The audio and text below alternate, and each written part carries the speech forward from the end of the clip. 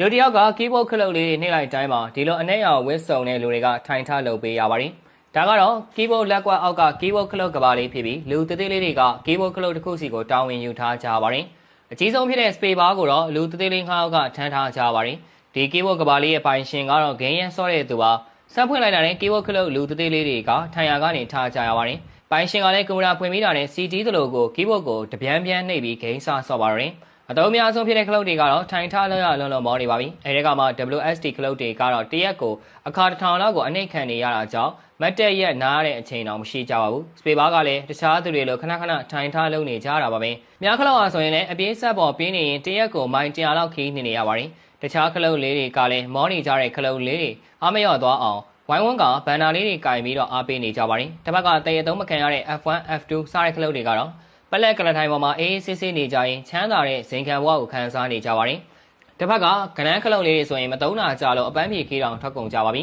။အော်တာခလုတ်ဆိုရင်လည်းအနှိမ့်ခံရလုံးလို့ဆေးကူနဲ့အသက်ဆက်နေရကတက်ခလုတ်ကတော့ဆေးုံတက်နေရပြီးအောက်ဆီဂျင်ပိုက်ထိုးထားပါတယ်။အဲဒီအချိန်မှာပိုင်ရှင်ရဲ့ကောင်မလေးရုတ်တရက်ရောက်လာတာကြောင့်ကောင်လေးကအလုံးလုံးချင်အောင်ဆောင်ဖို့တက်နဲ့အော်တာခလုတ်ကိုတပြိုင်နက်တည်းနှိမ့်ချလိုက်တဲ့အခါမှာတက်ခလုတ်ဟာဆုံးပါသွားခဲ့ပါတယ်။တခြားကီးဘုတ်ခလုတ်လေးတွေကလည်းတက်ခလုတ်လေးဆုံးပါသွားတာကြောင့်အယံဝန်းနေသွားကြပါတယ်။ကီးဘုတ်ကသုံးလုံးအစင်ပြီးတော့တာကြောင့်ချက်ချင်းပဲပိုင်ရှင်ကအဖိုက်ပုံနဲ့လွှတ်ပစ်လိုက်ပါရယ်